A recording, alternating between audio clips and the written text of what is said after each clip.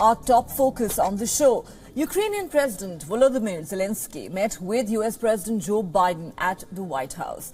This was his first trip since Russia invaded Ukraine in February this year. Zelensky received a thunderous applause from members of the Congress. He presented lawmakers with a Ukrainian flag autographed by frontline troops in Bakhmut in Ukraine's contested Donetsk province.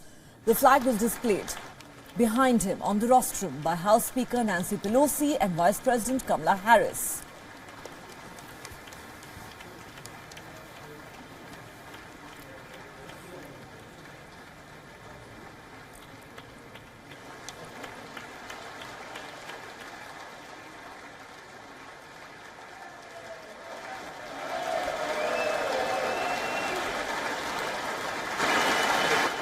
We'll turn around. Yes. There we go.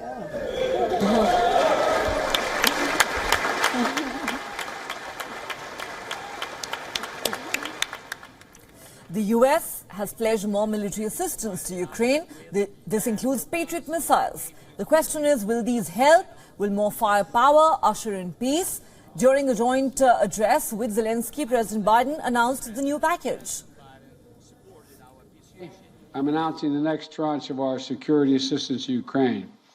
$1.85 billion package of security assistance that includes both direct transfers of equipment that Ukraine needs, as well as contracts to supply ammunition Ukraine will need in the months ahead for its artillery, its tanks, and its rocket launchers. After Biden's announcement, Zelensky had a message for Ukrainians, a message of hope for the people who've been suffering thanks to this war. He spoke of how Patriot missiles from the US would strengthen Ukraine's defense significantly. But what does getting the Patriot missiles really mean? Will they mark a turning point in the war? Will they convince Russia to stop attacking Ukraine? Or will it just escalate the conflict? This was Biden's response when asked about this. It's a defensive system. It's a defensive weapon system. It's not escalatory, it's defensive. And it's easy to and we'd love to not have to have them use it, just stop the attacks. While Zelensky was in Washington, the Russian defense minister visited army units fighting in Ukraine. Moscow, which released these images, did not specify where the visit took place. But Moscow has made its intentions clear that additional weaponry from the West is not going to deter it.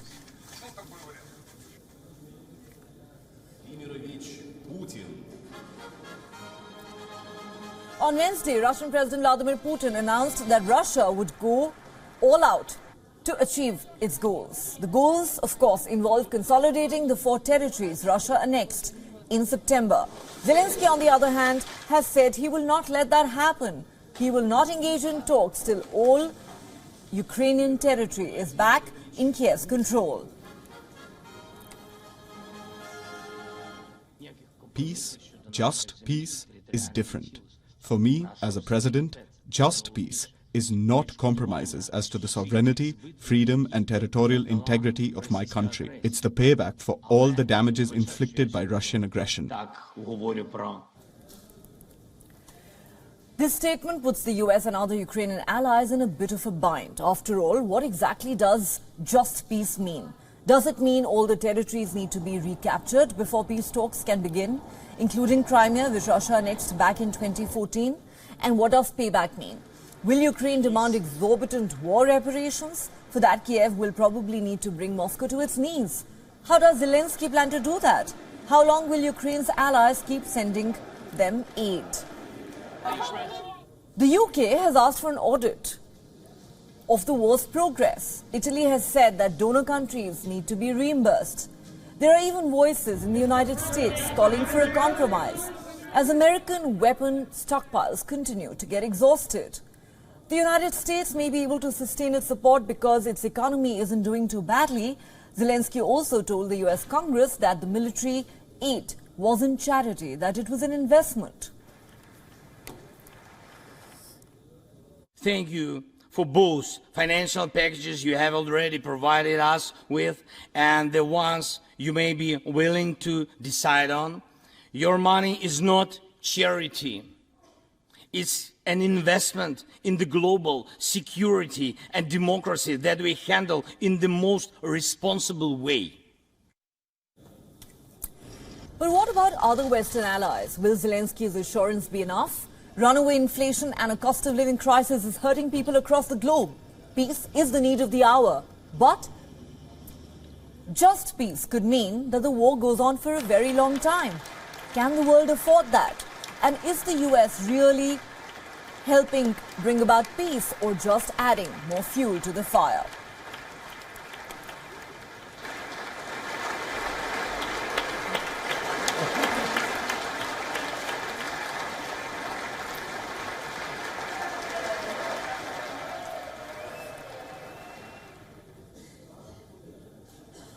For more on this story, we're now joined by Dmitry Babich from Moscow. He is a political analyst at the Russian international news agency Sputnik. Thanks very much, Mr. Babich, for joining us here on WION.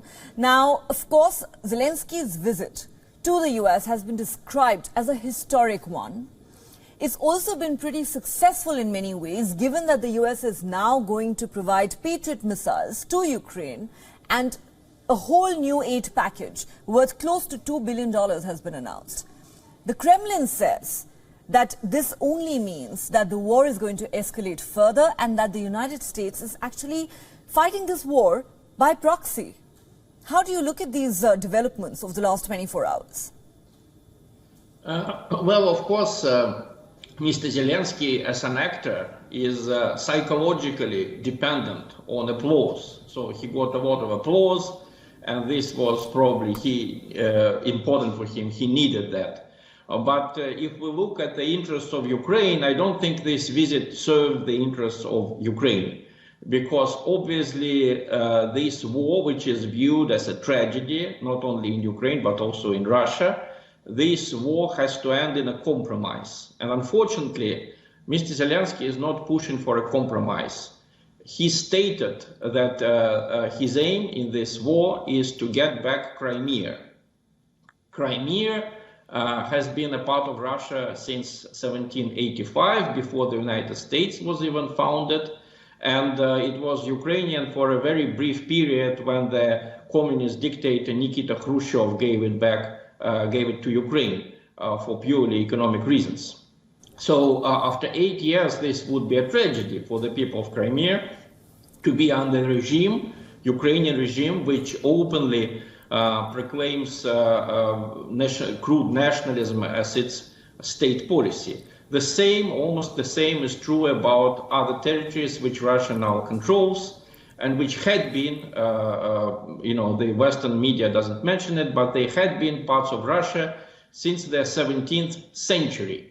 So basically, the more weapons from the United States and more weapons from other countries, this means more suffering, this means more bombardment of the territories which the Ukrainian army bombards. Not only Russian army bombs the infrastructure of Ukraine. Unfortunately, the Ukrainian army is bombing living quarters in the cities in the east of the country, which it proclaims its enemies and which are populated by ethnic Russians.